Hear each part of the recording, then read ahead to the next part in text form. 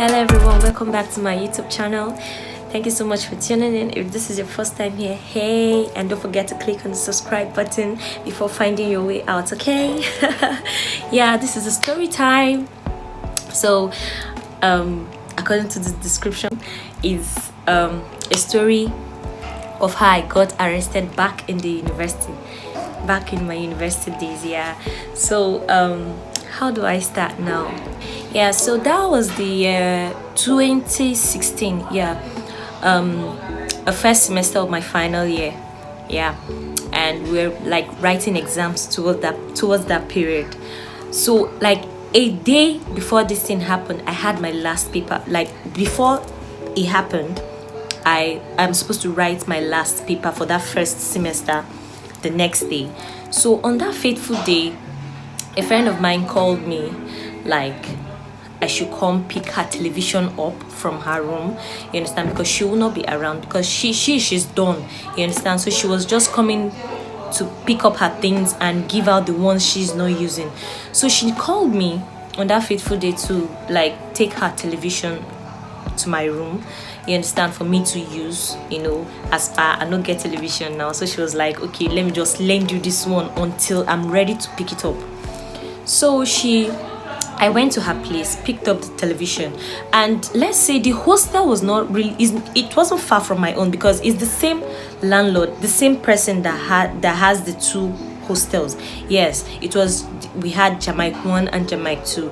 Yeah, so me, I was staying in the Jamaica 1, while she was staying in the Jamaica 2. So I went to her place, pick up the television. So while coming downstairs, I met my landlord drinking with some set of people. When I passed, I passed him, you know, without greeting. Yeah, my wrong actually. Then all of a sudden, before I even got to my room, his security came to call me that my landlord is calling me. I said okay. I wanted to keep the television. No, the security man was like, okay, I should bring the television with me. I said, why? He said that is what the landlord said. I said, okay. So I carried the television. Can imagine how heavy that thing is. So I carried the television, went downstairs. When I got downstairs, he was now asking me that who has the television I'm carrying. I said it's my friend, and he knows her because she's a tenant in his house, you understand. So I told him that okay, it's this particular person which you know. And I said that he does not know the person and he does not want to know the person, that I should bring the receipt of the television I'm carrying. And I said, oh okay, let me go and get the receipt from the girl. He said that I'm supposed to be with the receipt. I said, sir, it didn't occur to me that I was supposed to be with the receipt of the television, you understand. He now said, okay, that I should go and pick it up from the girl and come and show it to him. I said, okay. I dropped the television. I went to my friend's house. I asked her for the receipt. She said the receipt is not here, that is in Lagos, as in where she's based. So I came downstairs, met him and told him that, okay, she said the receipt is not with her, that is in Lagos. He said, and that if I don't provide the receipt, that there will be a problem. I said, sir, this television is not for me, and she's packing out. She gave me television to hold for her, pending on the time she'll come and pick it up. He said that he does not care, that in fact that he's wasting his time talking to me. I said okay. Then the next thing he said he sent his security man to open the boot for me to put the television inside and for me to follow him down to the station. I was like, sir, that I don't understand. Okay, fine, let me go and call this girl, you understand. I think she was coming out. I think she met us. So she was now like trying to explain to him that, sir, this is my television. No, I'm trying to. He now said that if she talks, that she is going to join. She's going to make her join me down to the station. So I kept quiet. I followed him down to the station. When I got to the station, they now asked me, the policeman there now asked me that what happened. I explained for the man that he's asking, the policeman now asked me that, okay, where is the receipt of this particular television, and where is the owner of the television? I said the owner is in the hostel. That he refused to pick her. He refused to pick her. That is me that he wants. And I said, okay. He now laughed. Now gave me a paper that I should write a statement. I said, sir, why am I writing a statement when I know that I'm not at fault? Do you understand? No, but check it out. Am I at fault? To me, I don't feel I'm at fault, because one, the owner is there. She came to meet you, tell you that, okay, this television is mine. I forgot the receipt of this television in my house or something like that. But you still choose to pick me. You understand? But that was not a problem, because I just felt, okay, well, anything that wants to happen, let it just happen. Do you understand? So he gave me the paper to write my statement. I was just looking at him. I just carried the paper. The next thing, I started crying. I was like, God, what's this now? So the next thing, I called my friend and, told her. She said that she was going to call a lawyer, you understand, to come over to the station. So I said, okay. So I stayed there for quite some time. Then another policeman now came in. Now asked me that what really happened. I explained to him. He now said, have I begged my landlord? I said, why will I beg him? Okay, why will I beg him? What's the issue? What did I do? Where did I offend him? Or I don't understand. He now said, okay. So he now took me to my landlord, in front of my landlord. Okay, let me say, he was having his eyes on me, actually, but people were saying, okay, he likes this particular girl and all of that. But me, I don't like him. I don't like him. How can I date?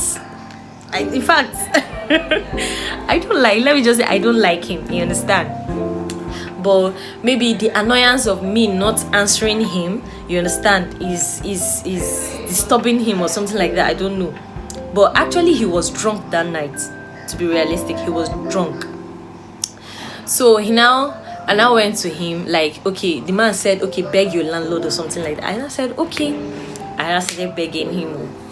I told you now, I'm sorry. And I said, that my offense is that I passed him without greeting him. Follow me and laugh. That I passed him without greeting him, guys.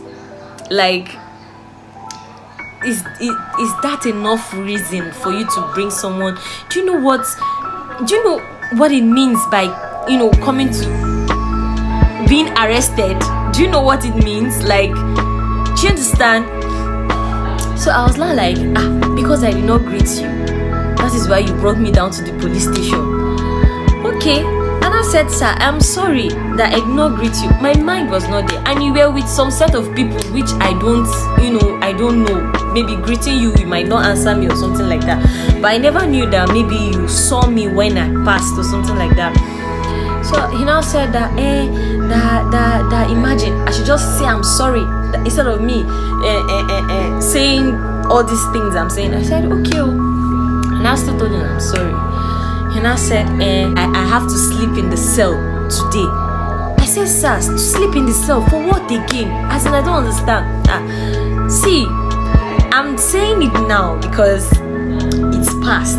But then, the tension on my body then, God, I don't know if you understand. Like, the tension on my body then. Sorry, I had to come to the kitchen. Okay.